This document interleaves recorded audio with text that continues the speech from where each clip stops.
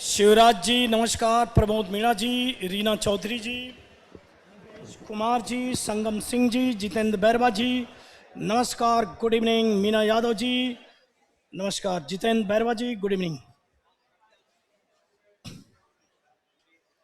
आज क्लास के दौरान अभी मैं न्यूज़पेपर पढ़ाऊंगा, एक बंदा जो है आज गाना गाएगा, खंडेलवाल आज गाना गाएगा। चलिए चलिए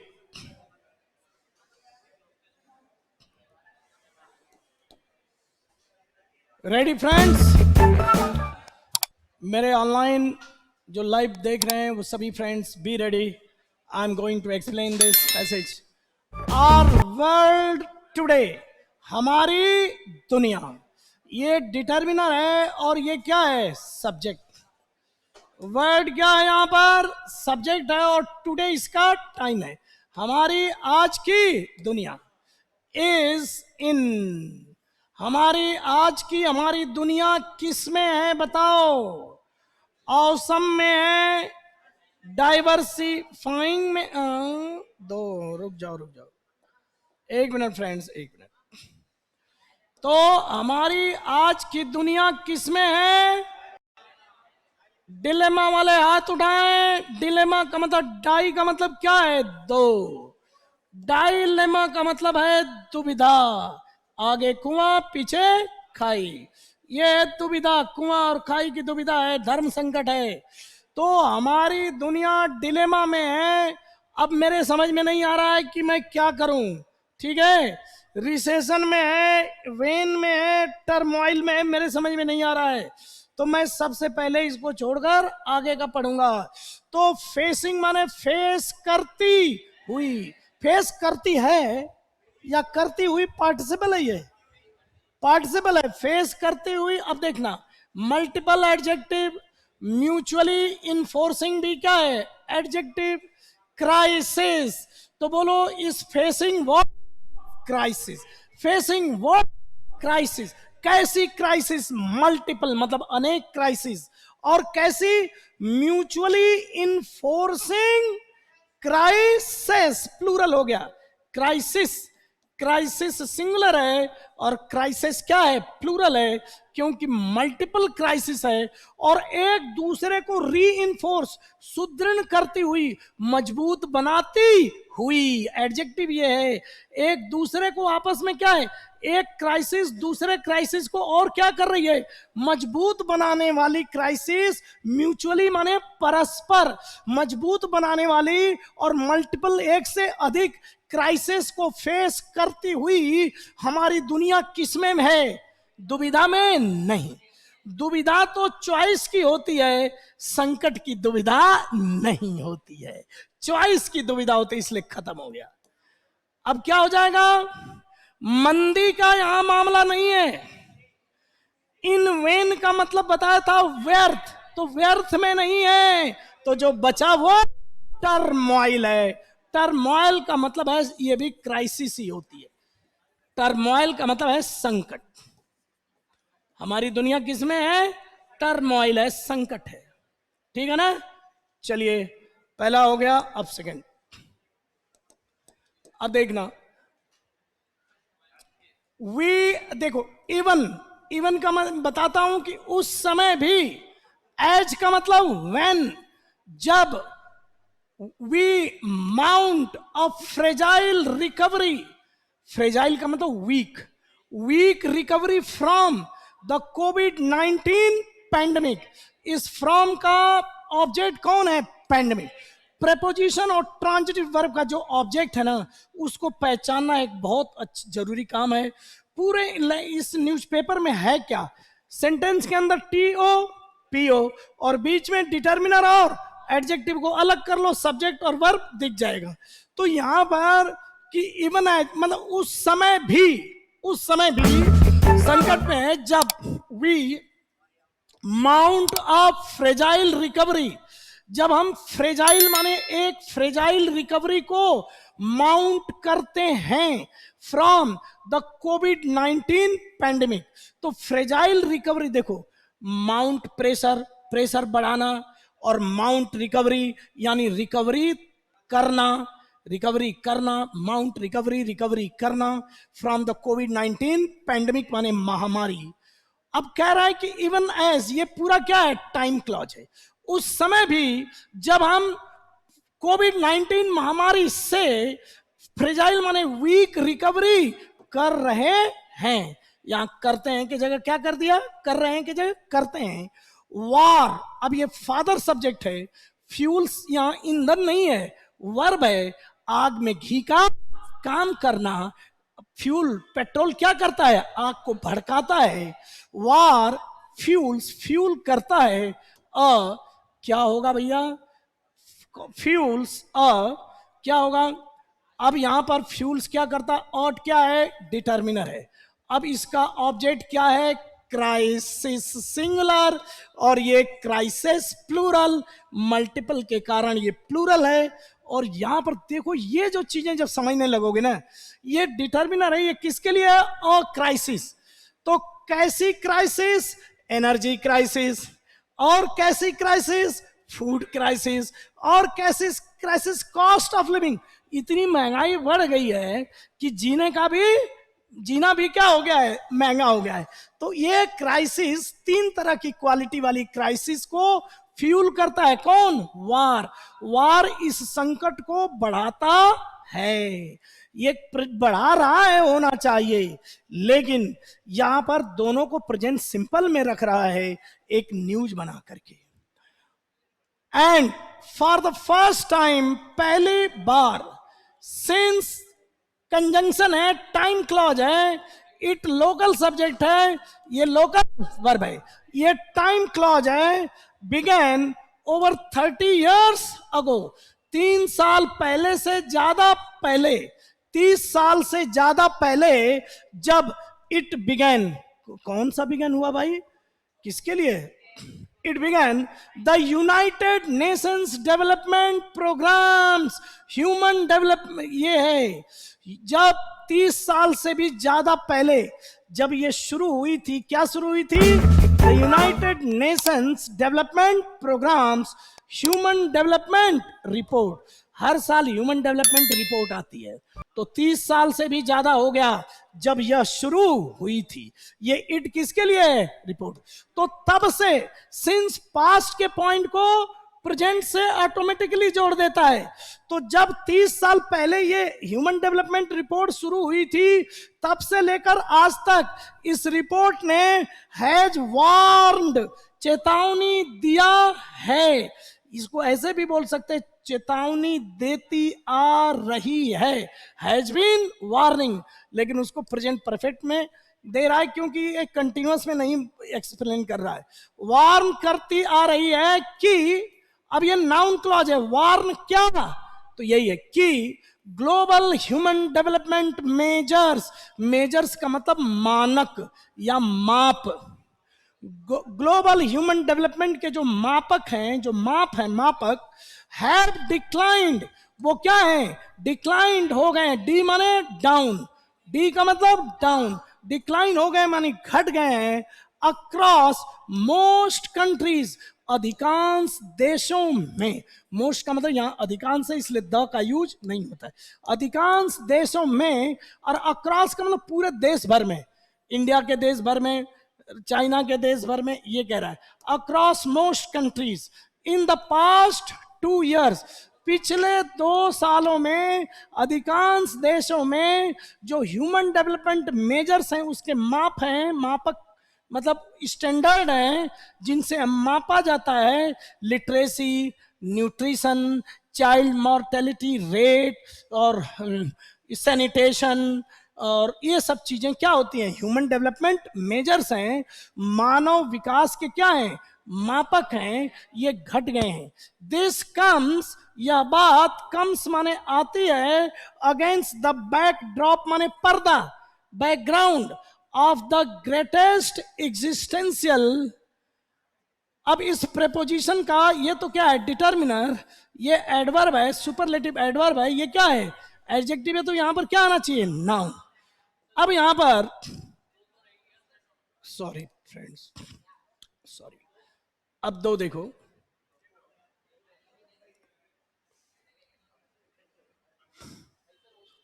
ये है ना।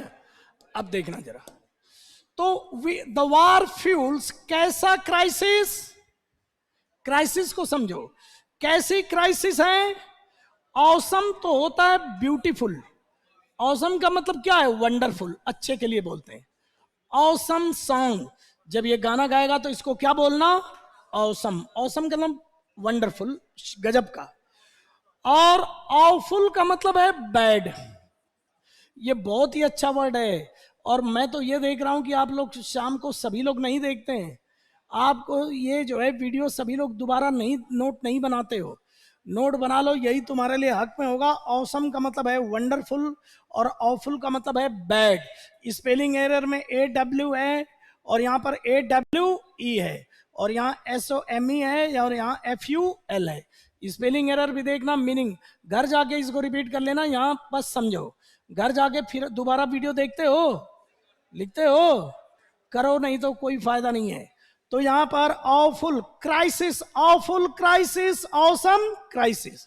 और ये डाइवर्सिफाइंग, डाई माने दो, तो डाइवर्सिफिकेशन होता है ना, विविधता पूर्ण, तो डाइवर्सिफाई करने वाली क्राइसिस नहीं है। डाइवर्सिफाई तो अच्छा है, जैसे बिजनेस को डाइवर्सिफाई करते हैं, यानी उसमें एक से अधिक चीजों को जोड़ते हैं। तो डाई माने दो, वर्सिफाई, डाइवर्सिफाई का मतलब विविध, उसको और विविधता भरना, उसमें विविधता लाना, तो ये तो नहीं होगा। यूनिटी इन डाइवर्सिटी का मतलब रोज रोज बताता हूं क्या होता है, यूनिटी इन डाइवर्सिटी, भूल गए क्या? यूनिटी इन डाइवर्सिटी का मतलब विविधता में एकता, उसी से वर्ब बना है डाइवर्सिफाइंग, विविधता पैदा करने वाली क्राइसिस नहीं। अब एक ही बचा, डी माने डाउन, वेस्ट, बताया डी वेस्ट, तो वास्ट, भारी मात्रा में बिल्डिंग वगैरह को गिराने यानी तबाही मचाने वाली। तो ये क्राइसिस कैसी है, तबाही मचाने वाली है। मुझे लगता है बहुत लोगों का सही होगा ये, डेवास्टेटिंग। अब देखना, ये था कि थर्ड, थर्ड कहां है, एग्जिस्टेंशियल। अब देखो, बैकड्रॉप का मतलब बैकग्राउंड, बैकग्राउंड का मतलब जो पहले हो चुका है, जो पहले हो चुका है। ये प्रेपोजिशन है, ये डिटर्मिनर है, एडजेक्टिव, और ये भी क्या है, ये एडवर्ब है। द ग्रेटेस्ट नहीं, ठीक है, ये भी एडजेक्टिव है, सॉरी। द ग्रेटेस्ट, सबसे बड़ी, एग्जिस्ट से बना है। एग्जिस्ट का मतलब अस्तित्व में रहना, एग्जिस्टेंस का मतलब अस्तित्व, तो एग्जिस्टेंशियल क्या, अस्तित्व का, अस्तित्व का, अस्तित्व पर, अस्तित्व पर खतरा। तो अपॉर्चुनिटी तो पॉजिटिव चीज है, ऐसे काटो। चैलेंज चुनौती है, तो यहां पर ग्रेटेस्ट एग्जिस्टेंशियल चैलेंज या एग्जिस्टेंशियल थ्रेट, मैनेजमेंट भी नहीं होगा, पॉजिटिव चीज है। तो यहां पर एक है चैलेंज और एक है थ्रेट, तो अस्तित्व पर क्या पैदा हो गया बोलो, खतरा। All the triple planetary crisis of climate challenge, pollution and biodiversity loss.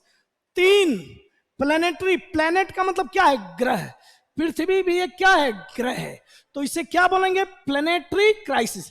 पूरे धरती के ऊपर तीन तरह का संकट है, क्लाइमेट चेंज का, पोल्यूशन का और बायोडाइवर्सिटी लॉस।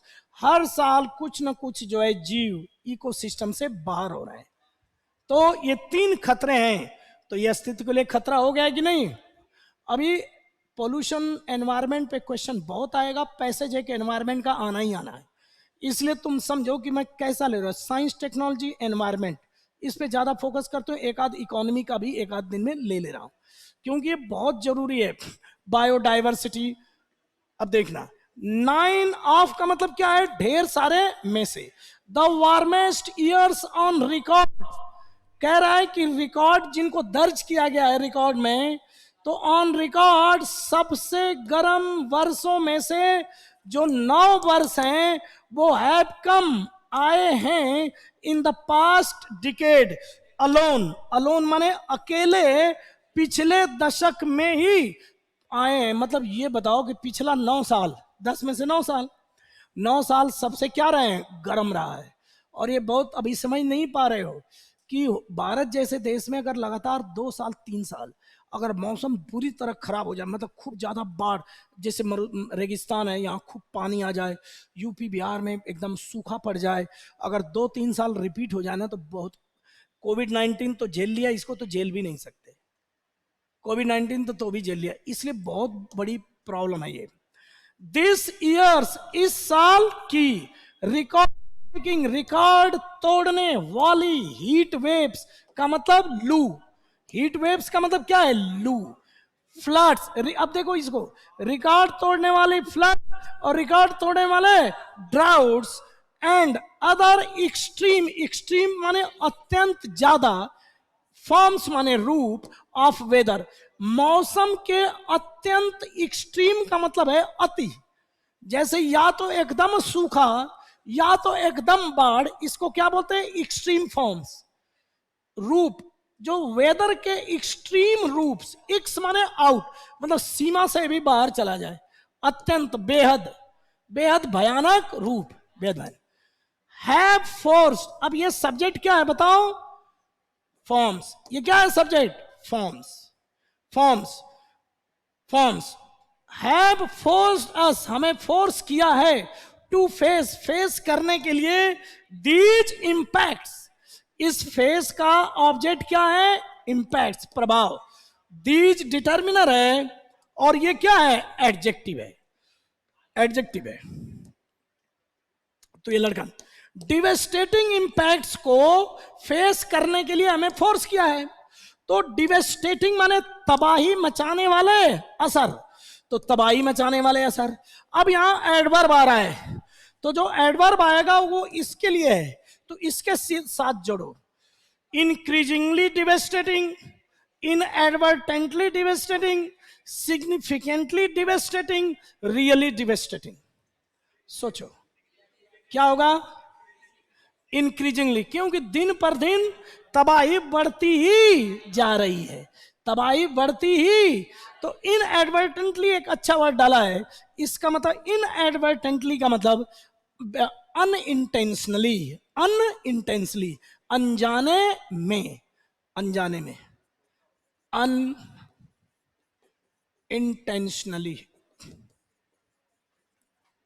अनइंटेंशनली का मतलब अनजाने में, तो ये तो नहीं आएगा, ये वर्ड आता है इनएडवर्टेंटली, अनजाने में, ये लिख लेना, नहीं तो कोई फायदा नहीं है, कोई फायदा नहीं है। तुम्हारे लिए इतिहास में पहली बार ही है, सारा ग्रामर और सारी वोकेबलरी क्लोज टेस्ट के साथ प्रैक्टिस हो रही है, फिर पैसेज, फिर क्लोज टेस्ट, फिर पैराजंबल लाऊंगा। अगर ये सारे वर्ड्स याद कर लो तो 15-20 वर्ड्स डेली मिल रहे हैं। अब सिग्निफिकेंटली देखो क्या होता है, सिग्निफिकेंट से बना है, सिग्निफिकेंट का मतलब इतना ज्यादा कि अपना असर दिखा जाए, कोई चीज इतनी ज्यादा है जो नगण्य नहीं है, कोई चीज इतनी ज्यादा है कि अपना असर दिखा दे, वो क्या होता है, सिग्निफिकेंट। लेकिन यहां पर सिग्निफिकेंटली तो ये होता है कि हाँ उसका असर दिख रहा है, डिवेस्टेटिंग के साथ बहुत तगड़ा एडवर्ब चाहिए, तो लगातार बढ़ता हुआ डिवेस्टेटिंग इंपैक्ट्स, तो इंक्रीजिंगली आएगा। अब आगे देखो कहां पे आ गए, climate change is a disruption multiplier. समझो ये क्या है, ये नाउन डिटर्मिनर है और ये मल्टीप्लायर क्या है, नाउन ऑफ आइडेंटिटी, ये भी नाउन है, लेकिन इस मल्टीप्लायर को क्या है, ये मॉडिफाई कर रही है।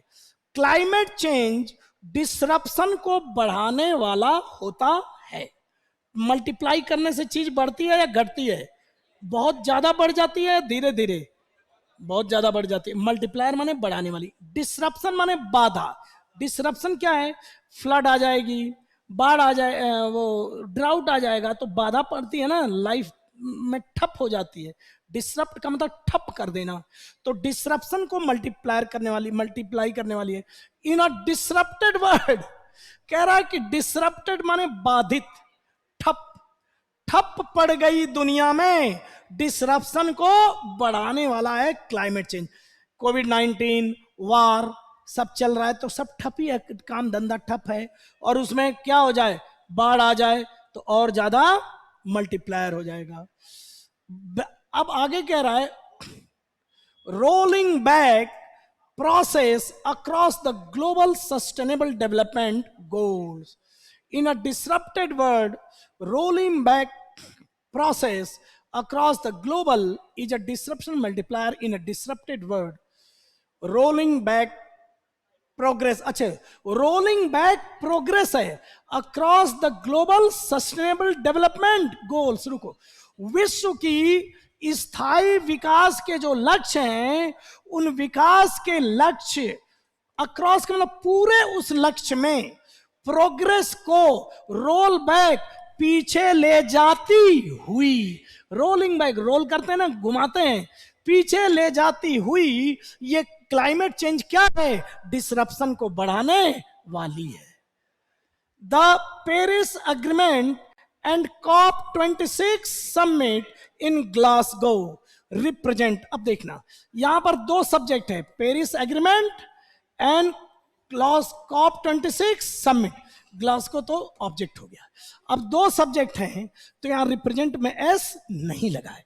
रिप्रेजेंट करते हैं, प्रतिनिधित्व करते हैं। अब किसका करते हैं? देखो, स्टेप्स, स्टेप्स माने कदम को रिप्रेजेंट करते हैं। कैसे कदम? अर्जेंट कदम। और दूसरा क्या है? कैसे कदम? Individual steps no, united step no, global steps हाँ, कलेक्टिव स्टेप्स, सामूहिक, सभी देश मिलकर क्या करें? सामूहिक। यूनाइटेड का मतलब क्या होता है? एकजुट। यूनाइटेड का मतलब एकजुट, और कलेक्टिव का मतलब मिलकर, सामूहिक। तो सामूहिक प्रयास क्या होता है? कलेक्टिव एफर्ट, सुना है क्या? कलेक्टिव यूनाइटेड एफर्ट या कलेक्टिव एफर्ट्स। प्रयास वगैरह को यूनाइटेड नहीं कहते हैं। टीम यूनाइटेड है, कंट्री यूनाइटेड है, ऑर्गेनाइजेशन क्या है? यूनाइटेड है, लेकिन जो प्रयास होता है वो क्या होता है? कलेक्टिव। तो ये जो कदम उठाया गया है ये भी क्या है? प्रयास है। तो यूनाइटेड स्टेप नहीं होगा, कलेक्टिव स्टेप होगा। जो लड़का इस तरह पढ़ेगा कि यहां पर ये स्टेप्स के लिए ये एडजेक्टिव है, एक तो अर्जन स्टेप्स और दूसरे कलेक्टिव, मिलजुल करके स्टेप्स। अब यहां पर ये लड़का नहीं समझ रहा, यही समझना है। यहां पर विच है, विच माने जिनको, जिन्हें। लोकल सब्जेक्ट क्या है? कंट्रीज। आर, जिन्हें, ये लोकल से आर। अब यहां वर्ब है, जिन्हें कंट्रीज आर, क्या है? कंट्रीज आर क्या है?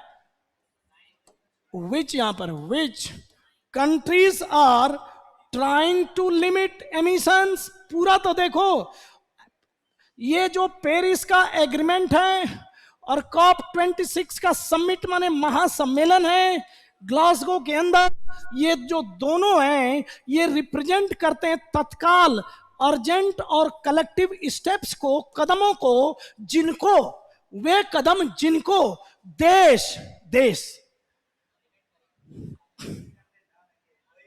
आप गोइंग टू, जा रहे हैं, टू लिमिट एमिशन। एमिशन माने उत्सर्जन, ग्रीन हाउस गैसेस के उत्सर्जन को लिमिट करने के लिए, यानी सीमित करने के लिए जो कदम कंट्रीज आर गोइंग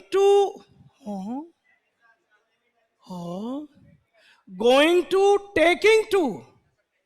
समझो पहले, अरे एक बार तो समझो कि वे कदम जिनको दे उठा रहे हैं, जा रहे हैं या उठा रहे हैं? अरे कोई तो समझ ले। एक बात देख लो, ये लोकल सब्जेक्ट है और आर टेकिंग लगा के देखो, taking what steps, taking what steps, taking what steps. तो ये ट्रांजिटिव वर्ब की ये लोकल क्या है? विच क्या है? ऑब्जेक्ट है। वे कदम जिनको देश उठा रहे हैं, तो टेक स्टेप्स का मतलब कदम उठाना। यहां गोइंग गलत है, गोइंग इन ट्रांजिटिव वर्ब है। Taking what steps. तो स्टेप्स तो किसका ऑब्जेक्ट है? अरे देख तो ले यार, क्यों उसको छेड़ रहे बेचारे को? ये रिप्रेजेंट ट्रांजिटिव वर्ब है, स्टेप्स क्या है? ऑब्जेक्ट। ये इसका ऑब्जेक्ट है, तो टेकिंग का ये ऑब्जेक्ट नहीं बन सकता था, इसलिए ये विच नाम बदलकर रिलेटिव प्रोनाउन बन गया। विच स्टेप्स क्या बन गया? विच, वे कदम जिनको देश उठा रहे हैं, क्या करने के लिए? सीमित करने के लिए। किसको? उत्सर्जन को। तो जैसे बढ़ाया हूं, अगर वैसे देखोगे तभी समझ में आएगा कि यहां टेकिंग सही है, गोइंग गलत हो जाएगा। टेकिंग किसको? कदम को। ये तो भी अब कंट्रास्टिंग चीज ले रहा है, तो कह रहा है कि ये जो दोनों एग्रीमेंट और कॉन्फ्रेंस सबमिट हैं ग्लासगो के, ये रिप्रेजेंट करते हैं, यानी वो ये शो करते हैं उन कदमों को जिनको देश उठा रहे हैं एमिशन को कम करने के। क्योंकि जो भी आते हैं कॉप 26 में, हमारे इंडिया ने भी बड़े बड़े गोल, बड़े बड़े स्टेप वो क्या उठा रहा है वो बताया उसने।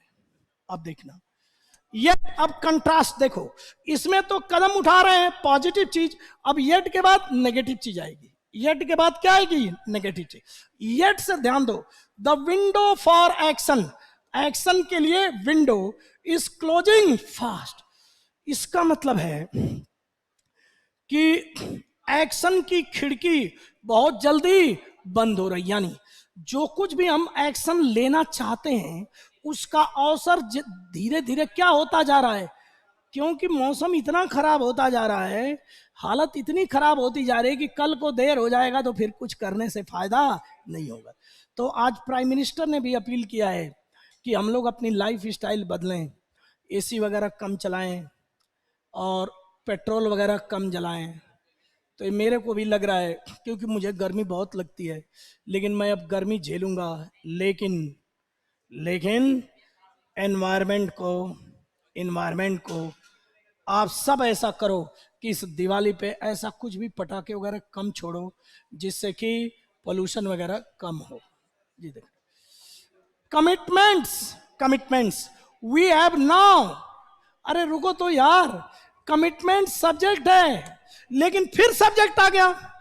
तो कमिटमेंट्स दैट माने जिनको वी हैव, जो वादे हम रखते हैं ना। कोई तो ध्यान दो, ये फादर सब्जेक्ट है, ये क्या है? फादर सब्जेक्ट है, और विल नॉट कीप क्या है? मदर वर्ब है। ये वादे will not keep warming the, अच्छा, that we have, the commitments that we have now will not keep warming below the 1 degree centigrade target that gives us the best chance of, क्या होगा? पहले यहां कर लूं फिर बताता हूं, रुक जाओ। द बेस्ट चांस ऑफ क्या होगा? कैटास्ट्रॉफी, काटो मारो, एस्ट्रो का मतलब आसमान, और काटो आसमान से मारने काटने वाली बिजली, तूफान, आंधी। तो कैटास्ट्रॉफी माने तबाही, तो अवेलिंग तबाही, एक्सपेक्टिंग तबाही। क्या होगा? माने अवे, वर्ट, डाइवर्ट, मोड़ देना, उसको दूर मोड़ देना। तो चांस ऑफ अवर्टिंग कैटास्ट्रॉफी, तबाही को टालने का सबसे ज्यादा बेस्ट चांस जो हमें, दैट वह टारगेट जो हमें देता है, वह टारगेट जो हमें देता है बेस्ट चांस तबाही को अवॉइड करने का, वह टारगेट है कि keep warming below the 1.5 degree, यानी धरती का जो धरती का जो गर्म होने का क्या है, वो परसेंटेज है, वो 1.5% से नीचे रखना। अगर 1.5% से 1.5 डिग्री सेंटीग्रेड से नीचे रखना, will not keep warming below the we have now, will not keep the commitments we have now, will not keep that we have now, will not keep warming below the 1 point target। तो will not keep target, keep what, target, target को रखना। तो कह रहा है कि ये commitments will not keep, क्या है, टारगेट। अब कह रहा है कि keep, keep warming below the, अच्छा नहीं, कीप क्या है, keep warming below the 1 degree centigrade target, यानी धरती का तापमान 1.5 डिग्री से नीचे रखने का जो टारगेट है उसको विल नॉट कीप, नहीं कीप करेंगे, पूरा करेंगे। तो कह रहा है कि the commitments that we have now will not keep warming below the 1 degree centigrade target that gives us the best chance of, क्या है, अवर्टिंग कैटेस्ट्रॉफी, कैटेस्ट्रॉफी को अवर्ट करने का जो टारगेट हमें बेस्ट चांस देता है उसको टालने का, उसको हम जो अभी कमिटमेंट रखे हैं यहां पर, वह हमें उस टारगेट को पूरा नहीं करेगा, क्योंकि जो प्रॉमिस किया है उससे भी ज्यादा, येट क्या बोल रहा है, तो भी कह रहा है कि जो ये वादा किए हैं उससे भी अगर उस वादे को हम पूरा कर लेते हैं तो भी वो हमें बेस्ट चांस, जो टारगेट हमें चाहिए उस टारगेट को हम मीट नहीं कर पाएंगे। ये जो कमिटमेंट है वो कमिटमेंट कीप यानी पूरा नहीं कर पाएंगे, किसको, टारगेट को। कौन सा commitment, that we have now, यानी ग्लासगो में जो हमने वादा किया है, जो वादा हमारे पास है, वे ये वादा क्या है, फादर सब्जेक्ट है, ये वादे उस टारगेट को कीप नहीं करेंगे, यानी कि उस टारगेट को पूरा नहीं करेंगे। कौन टारगेट, वो टारगेट जो गिव्स माने हमें देता है बेस्ट चांस ऑफ अवर्टिंग, अवर्टिंग जिनेंड है, कैटेस्ट्रॉफी को टालने का जो टारगेट हमें बेस्ट देता है चांस, उस टारगेट को ये कमिटमेंट पूरा नहीं कर पाएंगे। जो हमने कमिटमेंट किया है ना, वो कमिटमेंट अगर हम उनको लागू कर दें तो भी हमारा टारगेट पूरा नहीं होगा। कैसा टारगेट, कि keep warming below 1.5 degree, warming को 1.5 डिग्री से नीचे रखने का टारगेट, वार्मिंग को 1.5 डिग्री से नीचे रखने के टारगेट को कीप नहीं करेंगे। कौन, ये वादे। अरे कुछ समझ में आया, with with with the narrative, with the narrative so focused, यहां लड़का ये नहीं समझ रहा which is, with the narrative which is so focused, बहुत ज्यादा फोकस्ड है ऑन जियो पॉलिटिक्स। नरेटिव थोड़ा बताता हूं। नरेटिव जैसे पॉलिटिकल नरेटिव होता है, बहस का, बहस के मुख्य बिंदु, या जब हम कोई बहस करते हैं, पॉलिटिकल बहस करते हैं या इंटरनेशनल पॉलिटिक्स का बहस करते हैं, तो उस बहस में यानी अपनी बात को रखने के लिए, अपनी बात को एक्सप्लेन करने के लिए जिस वर्ड का इस्तेमाल करते हैं वो क्या होता है, नरेटिव होता है। जैसे इंदिरा जी ने नारा दिया, गरीबी गरीबी हटाओ, ठीक है ना, तो ये क्या है, बेटी पढ़ाओ बेटी बचाओ, तो ये सब क्या है, नरेटिव है। नरेटिव का मतलब कि पॉलिटिक्स में अपनी बात को रखने का एक तरीका क्या है, नरेटिव है। तो कह रहा है विद द नरेटिव, यानी बात रखने का तरीका, जो हमारा बात रखने का तरीका है, which is so focus on Jio politics. Jio politics का मतलब, जियो माने भू, माने कि देशों की आपस में जो बाउंड्री है और उस परिस्थितियों के अनुसार, भौगोलिक परिस्थितियों के अनुसार जो पॉलिटिक्स हो रही है वो क्या है, जियो पॉलिटिक्स। तो जियो पॉलिटिक्स पर बहुत ज्यादा फोकस है, क्या, नरेटिव, यानी अंतरराष्ट्रीय जो राजनीति है वह जो है, वो जो उसकी जो बातें होती हैं वो जियो पॉलिटिक्स पे ज्यादा होती हैं। जैसे कैसे, मैं बता रहा हूं कि जैसे अमेरिका क्या कह रहा है कि हिंद, वो कौन सा है, साउथ चाइना सी में, वो जियो पॉलिटिक्स है। पाकिस्तान कह रहा है कश्मीर, वो क्या है, जियोपॉलिटिक्स है। रशिया क्या कह रहा है, यूक्रेन, वो क्या है, जियोपॉलिटिक्स है। तो जियोपॉलिटिक्स का मतलब स्थानीय किसी भौगोलिक परिस्थिति के कारण जो पॉलिटिक्स होती है वो क्या होती है, जियोपॉलिटिक्स। तो जियोपॉलिटिक्स पर बहुत ज्यादा फोकस है, क्लाइमेट पे फोकस नहीं है, ये कह रहा है। The scope for each of us, हम में से प्रत्येक के लिए जो स्कोप है वो scope to make a difference, फर्क पैदा करने के लिए जो हम में से प्रत्येक के सामने जो इसको एज इंडिविजुअल्स, एक व्यक्ति के रूप में क्लाइमेट में फर्क डालने के लिए हम में से प्रत्येक के लिए। अब देखो ये स्कोप क्या है, फादर सब्जेक्ट। अब देखना, अब यहां वर्ब तो 8वां है ना। अब इस फादर सब्जेक्ट को देखो यहां वर्ब देना है, तो क्या होगा, हैव नहीं आएगा कि ये है भाइयों, ये सिंगुलर सब्जेक्ट है तो यहां पर प्लूरल वर्ब नहीं है, और वाज तो पास्ट की बात है, तो क्या आएगा, सीम्स। उसको मत छेड़ो, मेरा दिमाग डिस्टर्ब हो जाता है, क्योंकि अगर बैट्समैन ऐसे बैटिंग कर रहा है और कोई बेहुदा साइट स्क्रीन से गुजरता है तो बैट्समैन फिर हट जाता है। वैसे ही मैं भी एक बैट दे दूंगा तुम्हें ही, डिस्टर्ब एकदम, थोड़ा भी हिलते हो ना तुम लोग, थोड़ा भी ऐसे ऐसे, तो फिर मैं डिस्टर्ब हो जाता हूं।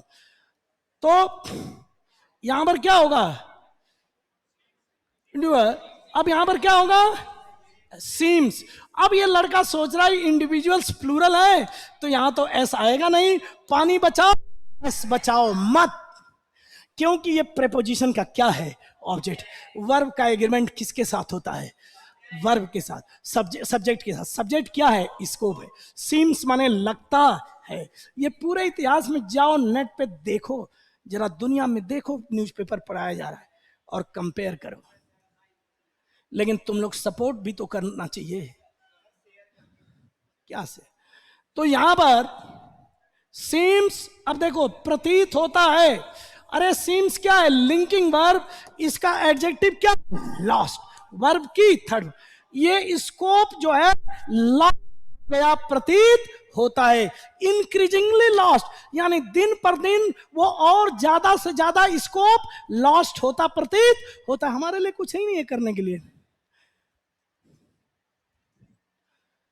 क्योंकि वाइल, जबकि governments and industry carry the Lions share.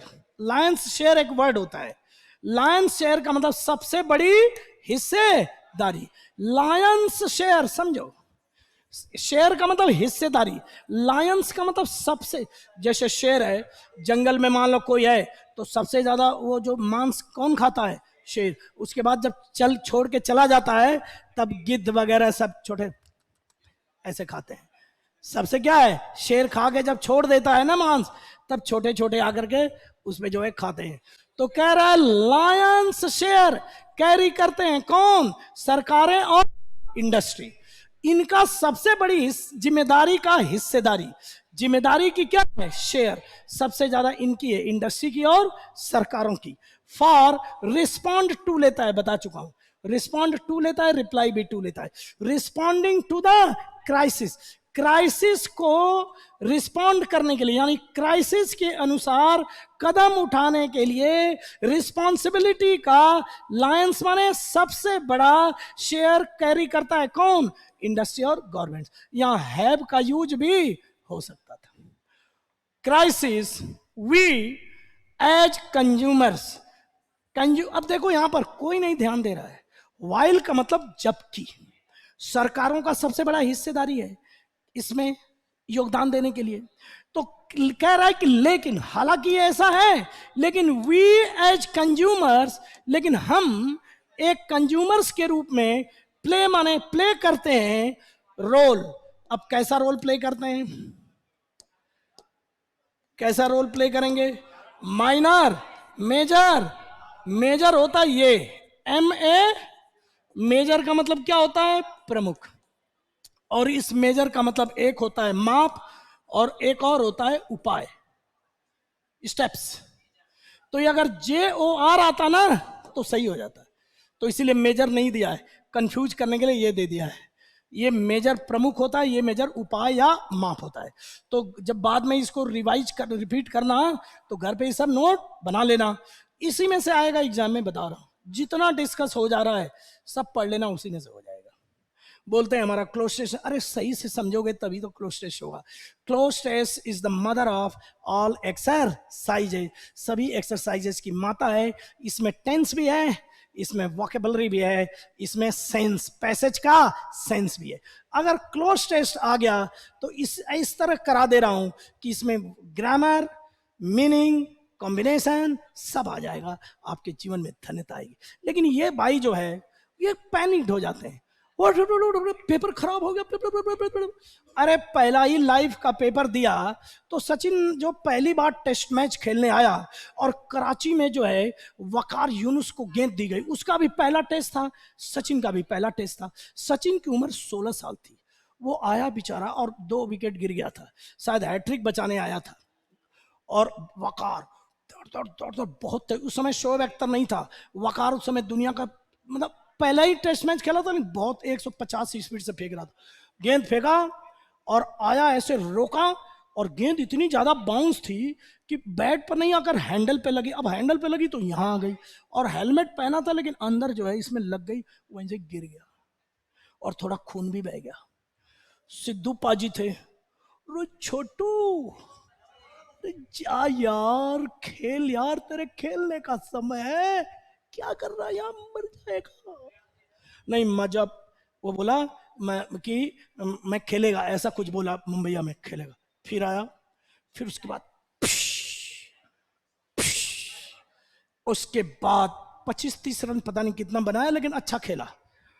उसके बाद क्या हुआ कि एक बारिश, वनडे मैच था, बारिश हो गई थी तो 25 ओवर का हो गया। उस समय दुनिया का शेन वार्न देखा है ना, वैसा ही महान अब्दुल कादिर थे, ऐसे डांस करके बॉलिंग करता था, ऐसे डांस करके। तो ओए छोटू बेटा, तू इस बार मेरे को 6 मारना, समझे, तू तेरा नाम हो जाएगा, ठीक है, तो मेरे को 6 मारेगा। कुछ नहीं बोला, आए गेंद, 1 कदम, 2 कदम, 3 कदम, सीधे ऊपर से 6, तो ऐसे बोला है बॉलर। फिर उसके बाद फिर आया, इस बार फिर मारना, फिर थोड़ा सा शॉट, मिड विकेट, फिर 6, फिर आया, फिर 6, मतलब मारता गया 6 छक्के या 5 छक्के मारा था, 1 चौका था, कर गए। उसके बाद तीसरे चौथे छक्के के बाद वो देख भी नहीं रहा है और उसका पूरा चेहरा उतर गया। उसके बाद अब्दुल कादिर का पूरा करियर ही खत्म कर दिया उसने मार के। तो वो अराइवल था सचिन का। तो मैं यहां पर क्या बताना चाह रहा था, क्या बता रहा था मैं, तो मेजर और माइनर क्या होता है। सचिन क्या था, माइनर था, वो 18 साल से कम का था। तो यहां पर कैसा रोल प्ले करेंगे, large role in driving unsustainable production methods. कि कह रहा है कि अनसस्टेनेबल यानी जो सस्टेनेबल नहीं है, प्रोडक्शन के जो तरीके हैं उसको ड्राइव, यहां पर आउट भी होना चाहिए था यार, उसको ड्राइव आउट करने में हम मेजर रोल प्ले नहीं, ठीक है। कह रहा है कि ऐसे मेथड्स को ड्राइव करने यानी चलाने में हम ज्यादा करते हैं, क्या हम ज्यादा रोल प्ले करते हैं। यानी ऐसा सामान अगर हम खरीदेंगे ही नहीं तो इंडस्ट्री ऐसा सामान बनाएगी नहीं जो कि अनसस्टेनेबल है, तो फिर हमारे एनवायरमेंट को नुकसान नहीं होगा। लेकिन हम क्या करते हैं कि हमारी रिस्पॉन्सिबिलिटी है कि इनकी शेयर्स, रिलायंस शेयर है, लेकिन हमारा भी रोल है, हमें भी रोल प्ले करना चाहिए। हम जो है अपना रोल प्ले नहीं करते हैं। ठीक है friends, that's it for today. नमस्कार, थैंक यू।